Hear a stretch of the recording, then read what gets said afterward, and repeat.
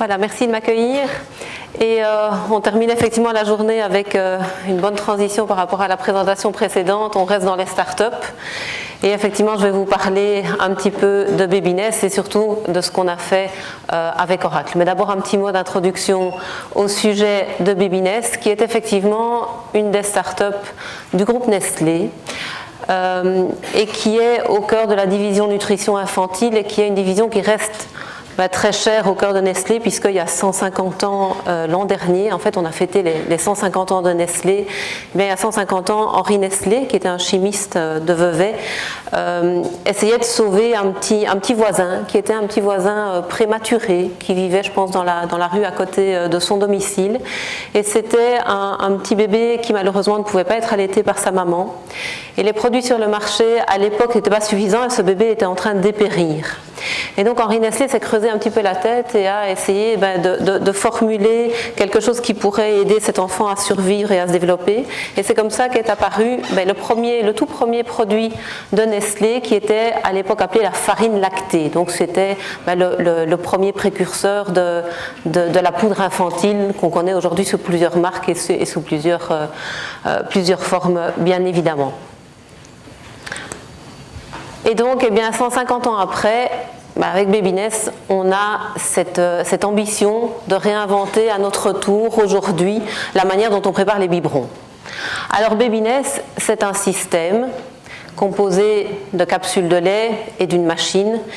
Et tout ce système, autant le lait et la manière dont il est composé, dont il est assemblé et la manière dont la machine fonctionne, tout est axé autour de la précision. Donc on va avoir des capsules qui sont fermées hermétiquement, ça veut dire qu'on a une préservation des ingrédients qui est idéale par rapport à une boîte que vous allez ouvrir 5 ou 6 fois sur la journée, qui va s'oxyder, qui va être en contact avec l'air et éventuellement l'humidité.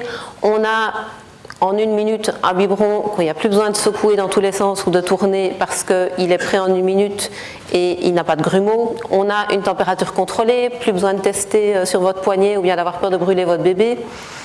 On a dans chaque capsule un filtre qui est un filtre microbiologique, donc il va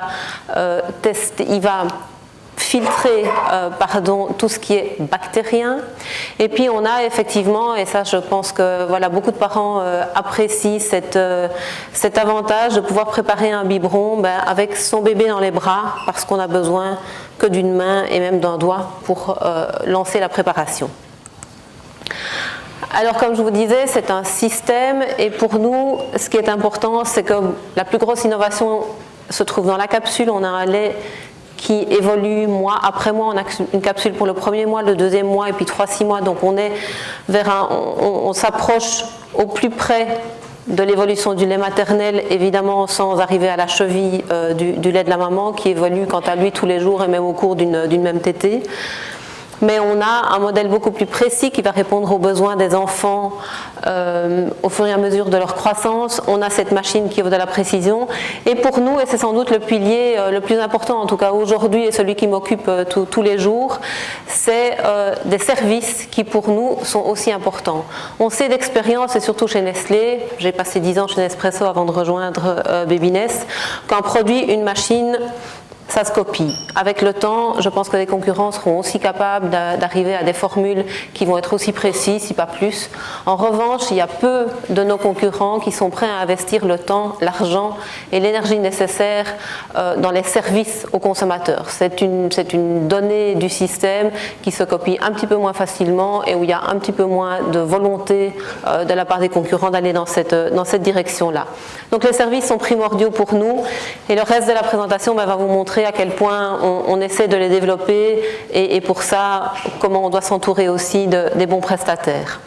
Alors aujourd'hui, juste pour finir sur Babynest, on est toujours à l'état de start-up. Le premier marché, qui était le marché suisse, a été lancé en 2011. On a ensuite lancé la France en 2012. Et puis après, on s'est concentré sur des grandes villes parce que lancer un milieu à un niveau national était très ambitieux pour Babynest. Alors même si on a une start-up au sein de Nestlé, on a une start-up quand même avec des moyens qui sont limités. Et donc on a lancé ensuite Hong Kong fin 2014, suivi de Beijing, Shanghai et puis en dernier lieu New York, il y a maintenant un petit peu plus d'1 an. Alors, où trouve-t-on nos consommateurs? On parle de parents qui vont devenir parents pour la première fois. Pour le gros de nos consommateurs, ça peut être aussi bien évidemment des parents qui deviennent parents pour la seconde, troisième ou même quatrième fois. Mais effectivement, trouver une cible qui est réceptive à cette innovation. Pas toujours facile non plus d'aller chercher un nouveau produit et de tester une innovation avec son bébé. On a tendance parfois à rester sur des choses qui marchent et à prendre les conseils autour de nous. Donc on a un consommateur qui est relativement indépendant, qui va moyennement écouter son pédiatre, qui va plutôt aller sur les réseaux sociaux pour se faire sa propre opinion. Et donc on a testé plusieurs manières de communiquer avec nos clients et je vais vous montrer ce qu'on teste actuellement en Chine depuis plusieurs mois. C'est un spot qui est diffusé principalement sur Internet, sur OTV. Et voilà, qui est assez, vous allez voir, qui est assez loin de ce qu'on peut faire dans les autres marques du groupe.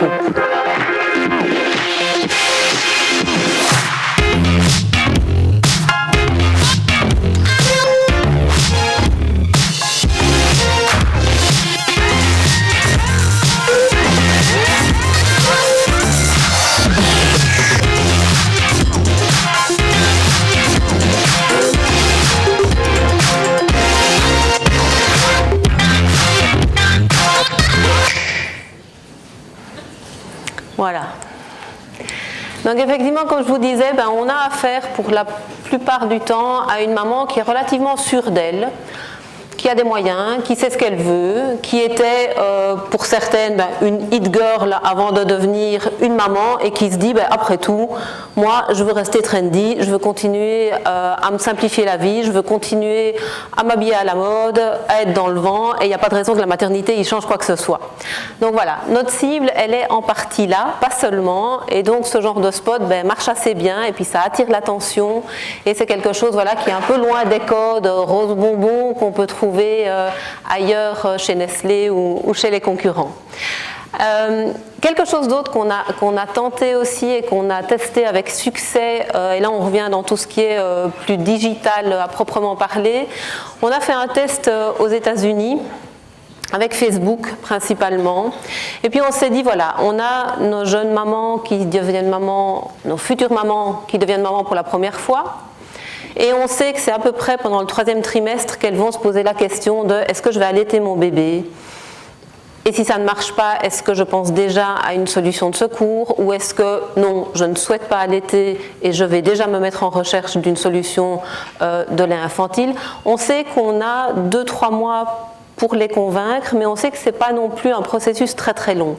À l'inverse, ce n'est pas non plus une décision d'achat qui est impulsive. On ne se dit pas, ah bah tiens, je viens de voir Babyness là au Berceau d'Or ou chez Amavita, j'en prends une. C'est un petit peu plus complexe que ça, mais on sait que la fenêtre est relativement courte. On a aussi une autre fenêtre qui est généralement après un accouchement, des mamans qui avaient souhaité allaiter et puis qui sont face à des difficultés d'allaitement et qui là doivent assez vite se décider pour trouver une solution de remplacement. Et puis on a un 3e groupe qui est particulièrement actif sur le marché américain, qui nous a pas mal contactés au début en disant mais vous n'arrêtez pas de faire des annonces avec des mamans, mais bon moi je suis un papa et puis ça m'intéresse aussi et je les vois au chapitre. Donc on a eu pas mal de papas qui disaient, puis tout votre site, vous vous adressez à des femmes en disant chi, puis ils disaient, mais ben, moi je suis là aussi. Et puis on a aussi une autre communauté qui est la communauté des gay dads, donc ces couples homosexuels qui adoptent un enfant, qui font appel à une mère porteuse ou peu importe, mais qui deviennent parents eux aussi et qui cherchent eux aussi une solution. Donc on s'est dit, ben, on va essayer de targeter ces gens-là. Et puis par rapport au targeting, au retargeting classique qu'on utilisait jusqu'ici, qui sont utilisés aussi par beaucoup de marques, où voilà, si vous allez sur Sarenza pendant des semaines, quel que soit le site que vous visitiez, vous avez des chaussures au milieu du site, ben là on a été un petit peu plus fin et on s'est dit, par rapport à ces 3 communautés, à ces 3 groupes cibles, on va aller pendant 90 jours, régulièrement, aller leur pousser des messages mais qui sont différenciés et puis petit à petit, mais graduellement, aller les pousser vers l'achat. Et en faisant ça, avec des messages de plus en plus précis vers une offre d'achat à un moment donné, eh bien, on a eu des taux de conversion qui ont été 16 fois supérieurs à ce qu'on faisait avant avec du retargeting simple ou bien simplement des bannières sur Internet. Et on a eu, et ça c'est pas une surprise, mais c'est une confirmation de tout ce qu'on entend aujourd'hui, 60% des achats se sont faits sur une plateforme mobile. Donc voilà pour ce test. Ensuite, quand on parle multi-channel, ben effectivement, je vous apprends rien. On l'a vu plein de fois encore aujourd'hui. Les médias de communication, les médias sociaux se multiplient d'année en année.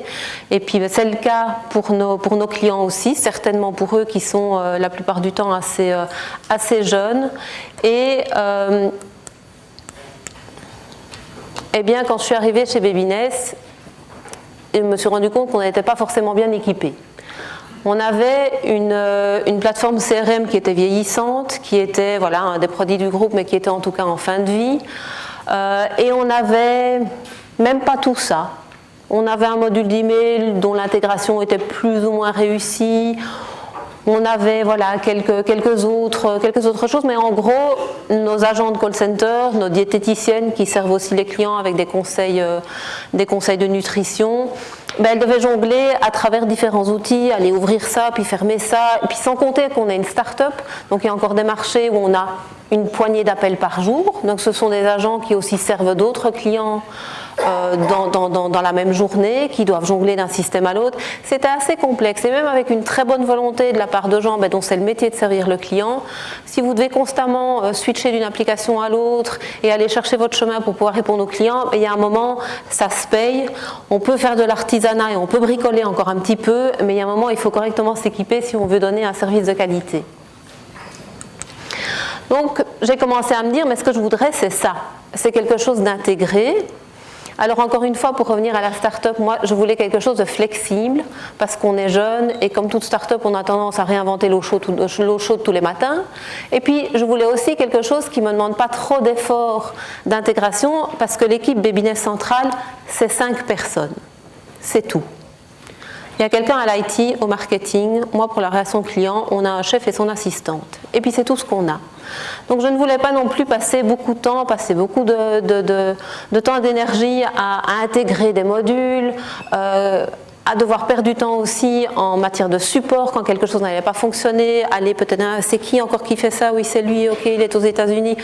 Voilà, je voulais quelque chose d'intégré, de flexible, qui soit rapide à mettre en place et surtout avec des coûts qui ne soient pas une surprise, qui soient maîtrisés, contrôlés et relativement bas. C'était le pitch. J'ai été regarder un petit peu dans le groupe ce qui se faisait. On avait nos collègues de Specialty qui avaient déjà une bonne solution. Le reste du groupe, pas tellement. J'ai aussi évidemment regardé un petit peu sur le marché ce qui se faisait. Et puis j'ai eu la chance aussi d'avoir un appel assez intéressant avec une consultante de Forrester. Et elle m'a dit, écoute, aujourd'hui, dans les grands noms du CRM, tout le monde offre à peu près les mêmes fonctionnalités avec plus ou moins de succès. Elle m'a dit, c'est pas au niveau des fonctionnalités que ça va faire la différence. Et elle m'a dit quelque chose de très important. Elle m'a dit, pense à l'équipe et au prestataire qui va t'aider à mettre ça en place, parce que ça, c'est un point très important. Dans toutes mes recherches, j'ai fini par avoir une solution qui vraiment avait ma préférence et de très loin, et c'était Oracle Service Cloud. Et puis par rapport au conseil de Forrester, eh bien, effectivement, j'avais déjà collaboré avec Oracle, avec l'équipe d'Oracle Suisse, avec beaucoup de succès.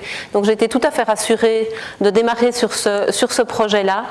Et effectivement, grâce à Service Cloud, on peut dire aujourd'hui qu'on est passé en quelques mois, je veux dire l'implémentation a duré moins de 12 semaines, on est passé en quelques mois d'une solution multi-channel qui était franchement bancale à quelque chose qui est du véritable omni-channel, avec une solution qui sert tous les canaux, qui est aussi capable de s'exprimer, de communiquer avec tous ces canaux et de manière très réussie.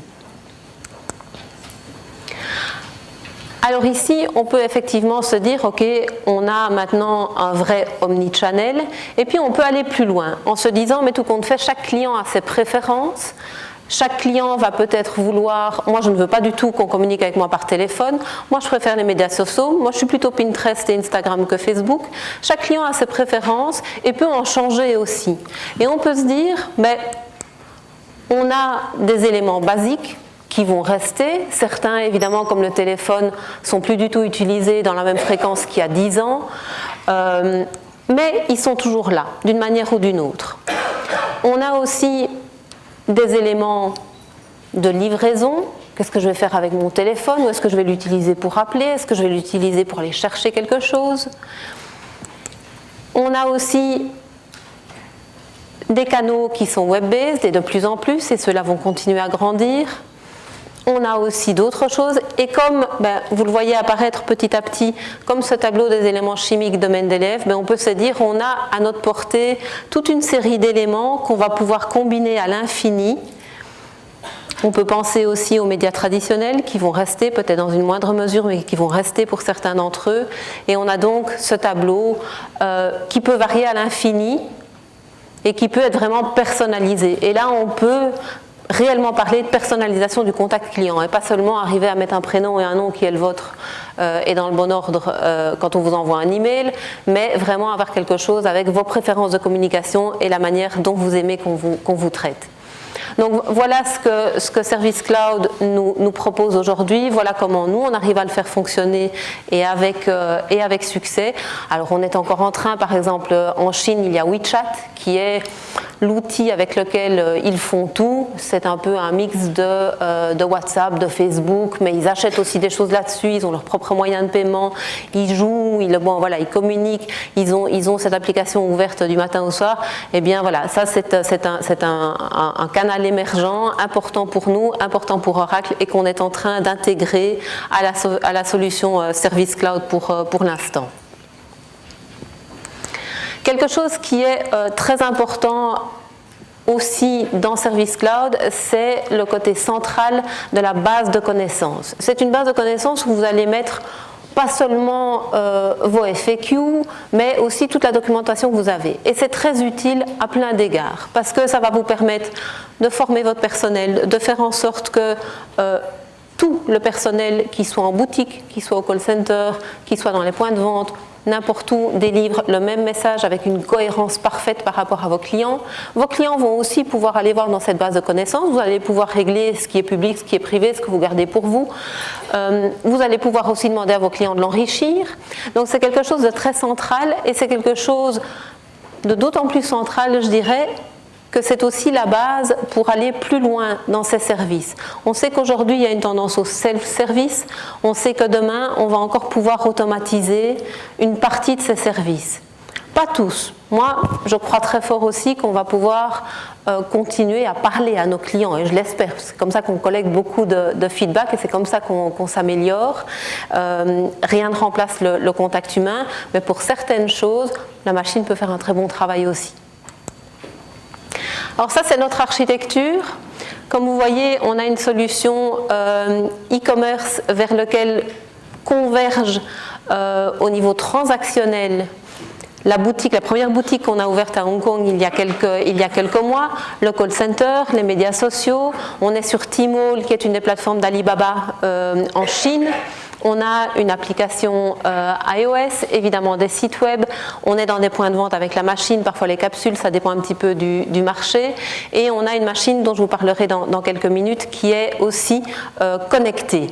Eh bien, toutes ces données, que ce soit la préparation d'un biberon, quelle capsule, quel biberon, est-ce que la machine a donné des signes de défaillance, tout ça est centralisé dans nos systèmes. Tout ça part ensuite vers Service Cloud qui, à son tour, nourrit une solution BI à des fins de reporting et d'investigation. Ces flèches qui convergent vers la solution d'e-commerce, en fait, j'aurais pu les dupliquer, mais dans l'autre sens, à partir de Service Cloud. Parce que Service Cloud va vous permettre de communiquer de manière tout aussi efficace avec quelqu'un qui vous contacte via Facebook, via le téléphone, via l'email, etc.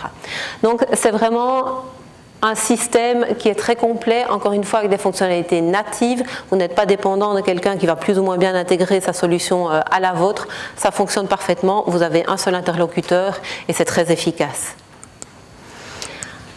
Pour finir sur cette fameuse machine qui est connectée, c'est une machine qui est connectée en Wi-Fi. Donc vous allez connecter la machine à votre réseau Wi-Fi domestique et puis vous allez coupler cette machine à votre compte Babiness qui va faire le lien avec nos systèmes et qui va nous permettre de collecter toute l'information que votre machine va nous renvoyer. Et pas seulement.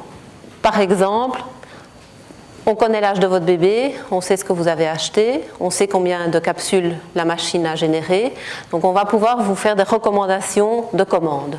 Et pour des jeunes parents, surtout quand le bébé est très petit, on passe du 1 mois ou 2 mois, du 3 mois, on ne sait pas toujours très bien combien de boîtes on va devoir commander, est-ce que je ne vais pas surstocker, est-ce que ça va arriver à temps, est-ce que je commanderai une boîte de plus.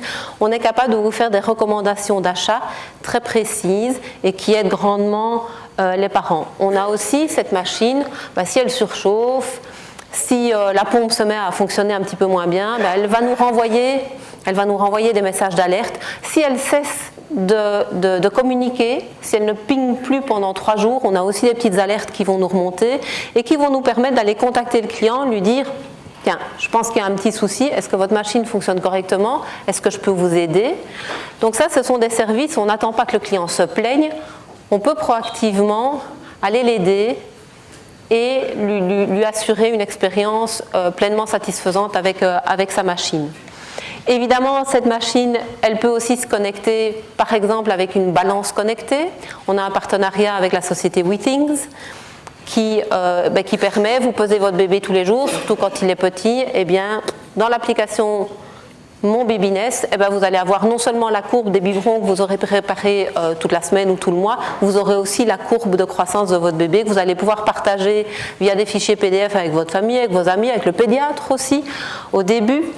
Et évidemment, le call center a accès à tout ce qui n'est pas information privée, a évidemment accès à certaines informations pour vous aider efficacement aussi quand vous appelez. Donc voilà un petit peu l'écosystème de cette machine et qui peut encore s'enrichir. On pourrait, et on y pense, encore enrichir cet écosystème d'autres services qui seraient utiles aux parents. Et on parlait tout à l'heure de cette machine et de la partie connaissance et de la partie connectivité et de comment on pourrait aller plus loin. Eh bien, c'est vrai qu'aujourd'hui, on peut se dire, si n'importe qui peut facilement se connecter à un réseau et aller chercher des informations, eh bien, la machine pourrait faire la même chose. Et aujourd'hui, si je prends par exemple l'exemple d'un problème machine, je suis devant ma machine, elle ne démarre pas, et mon bébé qui crie, je vais devoir appeler le call center, j'ai quelqu'un qui m'aide, heureusement il peut m'aider, dans un certain pourcentage de cas, on peut aider le client au téléphone, sinon ma foi on envoie une nouvelle machine tout de suite, mais on est quand même face à un problème et on a quelqu'un qui va nous répondre et c'est un processus très humain encore aujourd'hui. Mais puisque cette machine est connectée, elle pourrait très bien dire, attention, là moi j'ai un problème, il y a la pompe qui ne fonctionne plus très bien, je ne vais plus tenir longtemps, je vais encore faire 2-3 biberons et puis je vais m'éteindre. Cette machine pourrait nous dire, attention, là j'ai un problème, et puis pourrait par exemple déclencher un processus qui peut être un détartrage, qui peut être simplement un rinçage, dans notre cas ça solutionne beaucoup de problèmes, et cette machine pourrait, dans certains cas, pas dans tous, mais pourrait dans certains cas, quelque part s'auto-réparer et prendre le lead à la place de l'humain sur une solution technique à proposer. Et c'est là que l'humain, ma foi, pourrait être facilement et légitimement remplacé puisqu'il a une valeur ajoutée relativement faible. La machine, c'est beaucoup mieux et l'informatique et la base de connaissances, c'est beaucoup mieux ce qu'il y a à faire dans ces cas-là. Donc voilà, ça c'est un exemple parmi d'autres de ce à quoi on peut encore penser et des projets qui nous occupent encore avec Oracle pour l'instant. Et c'est sur cette bonne parole que je vous remercie pour votre attention.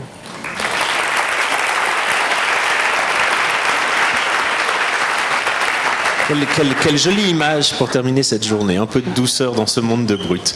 Voilà. En tout cas, je vous remercie pour votre intervention. Peut-être quelques questions encore pour clôturer cette journée et cette conférence.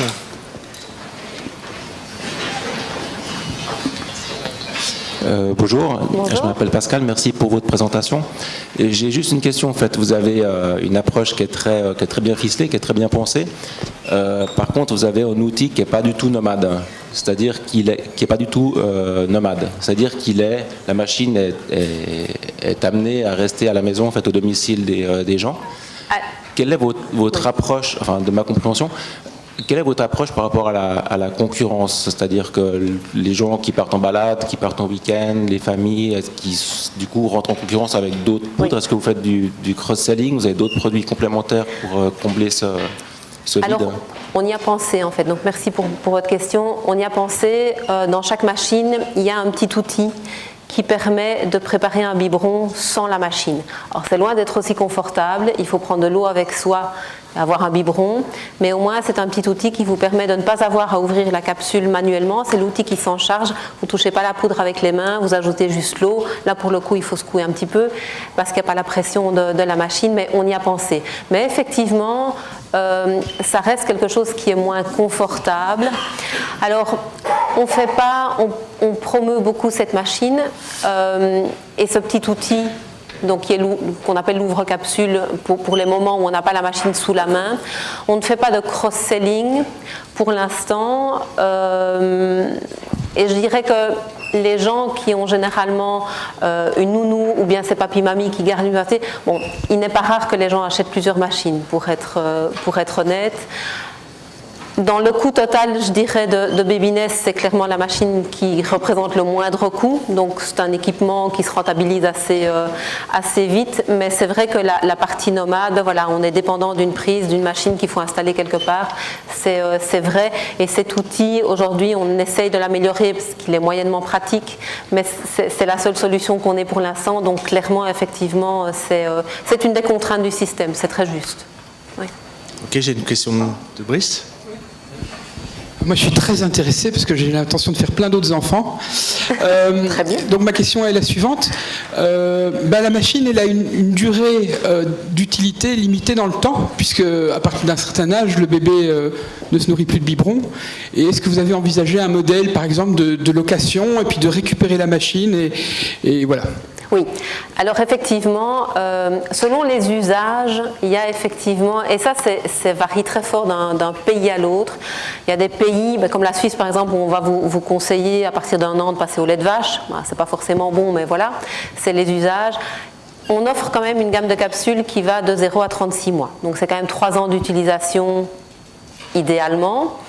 Effectivement, on est en train de tester un modèle de location en Chine. Donc en bonne start-up, on teste des choses et puis on essaye de fail fast, comme on dit. Mais oui, donc ça c'est une solution. Il y a d'autres projets dans le groupe, alors qui pour l'instant ne se concrétisent pas. Mais à un moment, on s'est dit, est-ce que cette machine, peut-être qu'elle pourrait aussi lire des capsules, je ne sais pas, de compléments énergétiques pour papa qui court. Voilà. Donc ça, c'est des projets qui ne sont pas concrets aujourd'hui, mais c'est vrai qu'on cherche une utilité parce que c'est vrai qu'on a aussi... c'est une machine de plus dans la cuisine. Un espresso, un specialty, puis ça commence à prendre beaucoup de place. Donc effectivement, alors aujourd'hui, il n'y a pas de projets concrets qui vont dans ce sens-là, mais on y pense parce que c'est une remarque qui est bien légitime et qui est très courante parmi nos clients. Oui. Merci. Oui. Voilà, est-ce qu'il y a encore une question? Oui, il y a des questions là-haut. J'ai une question ici. Voilà. Bonjour madame, merci de votre présentation. Je suis intéressé à double titre, professionnel et puis personnel, puisque je suis l'heureux possesseur d'une de vos machines. Alors je ne peux pas vous dire si elle fonctionne parce que je ne l'ai pas encore essayé, mais je vais peut-être pas tarder. Et je ne savais pas que j'allais vous rencontrer. Moi, j'ai deux questions et c'est en relation avec les deux questions qui ont été posées par les deux personnes juste avant moi. La première, par rapport à la notion nomade, moi j'ai eu droit à la petite mallette qui est toute belle, qui ressemble un peu à un œuf, comme l'œuf de Créa. Ouais. Alors je ne peux pas vous dire si elle est confortable parce que je n'ai pas encore voyagé avec. Peut-être je pourrais vous tenir au courant. Et la deuxième, ça rejoint un peu l'utilisation si j'utilise votre machine, parce que de ce que j'ai pu voir pour l'instant, j'ai droit, à, je dirais, à 30 jours d'essai gratuit. Et si elle ne me plaît pas, et merci de ces conditions, si ça ne me plaît pas à l'utilisation, je peux vous la redonner. Je verrai aussi si ça fonctionne, mais j'ai aucun doute par rapport à ça. Moi, à travers votre présentation qui était très claire, et merci encore, vous avez parlé d'un ensemble de choses, de self-service, et je dis souvent aux étudiants, parce que j'enseigne le marketing, je dis le meilleur service, vous allez voir, c'est antinomique, je leur dis souvent, c'est le self-service. À partir du moment où vous faites du service, les clients sont toujours en train de râler. Le self-service, devant une machine à café, les gens ne râlent pas, ou s'ils râlent contre la machine et tout va bien. C'est antinomique, hein, j'en conviens. Vous avez parlé au tout début de votre présentation de la sécurité. Tout d'un coup, j'ai cru me retrouver au fin fond du monde, entouré de méchantes petites bêtes. Et merci de l'aspect sécuritaire que vous avez amené et que vous amenez à travers votre produit. Et je reste persuadé qu'il est très bon. C'est ma fille, mon bébé qui le goûtera, pas moi. Et puis vous avez parlé des différents types de communication. J'ai beaucoup appris de votre structure, comment est-ce qu'on peut encore mieux aborder et entourer le consommateur client de Babiness. Vous avez même abordé le service après-vente, félicitations, et toute la notion technique. J'arrive à ma question et je vais m'arrêter là très rapidement parce que j'en ai 2 points. Ma première question, elle est... Avant que j'utilise ça, parce que quand j'ai acheté, j'étais très dans la notion féminine, j'étais très dans l'émotion, alors j'ai acheté quand même ce produit. Ma première question est la suivante, madame, est-ce que vous pouvez me dire quel est le prix de vente d'une capsule comparé au lait traditionnel vendu par Nestlé? Ça, c'est la première question. Et la deuxième question, je vais m'arrêter à la première, ce sera déjà ça. Merci. Je peux déjà vous répondre à la première, même si voilà, c'est facilement accessible par tout le monde, c'est environ 3 fois. Donc on est environ 3 fois plus cher qu'un lait traditionnel. On est clairement dans un marché de niche et on est clairement dans un produit de luxe. Voilà. C'était juste pour avoir cette notion-là. Moi, j'ai pas de souci, je dis un produit et un service, mais madame, je lui ai dit là... Non, mais c'est exact. Parce que vous avez fait la présentation au début de Nestlé, très belle histoire, storytelling, j'ai failli pleurer, mais... Je veux pas être impoli, mais j'ai vu d'autres mains se lever. Je m'arrête là. Merci beaucoup. Parce que vous pourriez peut-être reprendre en dehors. J'avais vu d'autres mains se lever. Ah oui, ici, je vous donne mon micro. Merci. Moi, j'ai juste... Du coup, je rebondis un peu sur cette question en me demandant mais pourquoi est-ce que c'est 3 fois plus cher? Est-ce que c'est le fait que ça soit sous capsule? Je m'excuse, en tant que jeune maman, je ne suis pas convaincue du produit en lui-même. C'est votre choix. Mais ce qui était très intéressant, c'est le système de qualification Oracle. Et concrètement, en 3 mots pour faire bref par rapport aux autres, comment vous avez pu qualifier un peu la demande consommateur et du coup arriver à targeter différentes cibles? Quels outils en fait ont été utilisés pour affiner vraiment la demande du client? Alors, ça a été pas très technologique au départ, puisque comme je vous l'ai dit, au départ, on avait un produit qui était clairement en fin de vie et puis avec des fonctionnalités relativement limitées. Mais on a été très à l'écoute et c'est vrai que même si je mets beaucoup en avant le self-service, on a quand même compté beaucoup sur le feedback de nos clients. Donc on a quand même testé Babiness dans différentes parties du monde de manière pendant plusieurs mois. Puis on a eu beaucoup de feedback et puis avec nos clients, dès qu'on a eu des premiers clients, on a en fait un système qui est assez proche du système de Nespresso où on va vous appeler proactivement, mais jamais pour vous vendre quelque chose, mais toujours pour vous demander votre feedback. Et ça, est-ce que vous l'utilisez? Et est-ce que c'est pratique? Et est-ce que... Donc c'est vraiment comme ça qu'on a collecté un maximum de feedback. C'est pour ça aussi que j'insiste sur le côté humain qui doit rester, parce que si vous n'avez jamais de feedback, si la machine fait tout, mais vous ne progressez jamais. Et puis, je dirais qu'on a été très attentifs, parce que c'est bien d'avoir des systèmes qui collectent et de faire des surveys, etc. Il y a peu de gens qui en font réellement quelque chose. Il faut lire les verbatims que vous laissent les clients, il faut lire les commentaires. Et ça, c'est clé. Donc, c'est rien de technologique, mais c'est du temps et de l'attention que vous passez avec vos testeurs, avec vos premiers clients. Là où je dirais qu'on a une chance, c'est que quand vous êtes jeune parent, c'est un produit qui est proche de votre cœur. Vous encore une fois, c'est pas un achat impulsif. Et donc la plupart de nos clients sont très contents de nous donner du feedback et quand on les appelle, on a rarement des refus. Donc on a pu collecter. Et par exemple, la cible des papas, Ben, en fait, c'est venu d'un feedback. On avait cette communication un peu rose bonbon à la Nestlé, qu'on a sur tous nos autres produits, avec toujours une maman, son bébé. On n'avait jamais de papa. Et à un moment, on a commencé à avoir des petits retours. Alors, on a peu de clients, donc c'est peu, mais à partir du moment où vous en avez parfois 4-5 sur le même mois, vous pouvez vous dire, ah, j'ai quelque chose d'intéressant là. Donc, il faut être très attentif. Et ça a été en fait des papas qui nous écrivaient des emails, qui appelaient et qui disaient, mais vous vous adressez qu'à des mamans, moi je suis un papa, j'ai mon mot à dire aussi, je suis pas bête, j'arrive à faire un biberon. Et ça a été vraiment parfois très émotionnel, des réactions vraiment de papas un petit peu qui se sentaient exclus. Et puis il y a eu cette communauté gay. Ce qu'on fait aussi beaucoup chez Babyness, ça aide à faire connaître le produit, c'est qu'on participe à pas mal de foires, les foires bébés, etc. Et là, on a eu aussi pas mal de feedback, donc des couples homosexuels qui venaient nous parler et qui disaient, mais moi j'ai un groupe et puis on se rencontre, j'ai une petite newsletter, on se rencontre dans différentes villes régulièrement, etc. Où il y avait vraiment une demande très insistante de leur part de faire partie de cette cible. Donc je dirais, ça n'a pas été grâce aux outils, ça a été grâce à de l'écoute vraiment active de nos premiers clients. Voilà. Peut-être une dernière question. Attendez, j'ai le micro ici. Alors, 2 dernières questions. Attendez, j'ai le micro ici déjà. Alors, par ici. C'est ici au milieu. Oui, tout à fait. Claude Auger de chez Lily.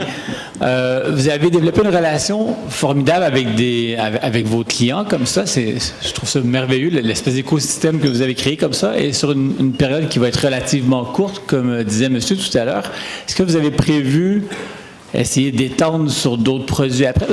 Le client est tellement satisfait et vous connaissez même toute sa vie presque à court terme comme ça, c'est fabuleux.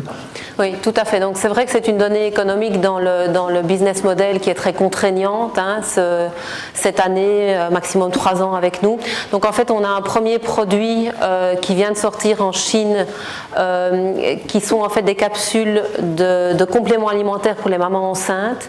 Donc ça nous permet, avec 2 capsules différentes, un pour les deux premiers trimestres de la grossesse, un pour le 3e, ça nous permet déjà d'acquérir nos clients 9 mois plus tôt, avant la naissance. Et puis on a des projets alors qui sont toujours à l'état de projet. Ça peut, comme on est encore relativement petit, on arrive à bouger vite.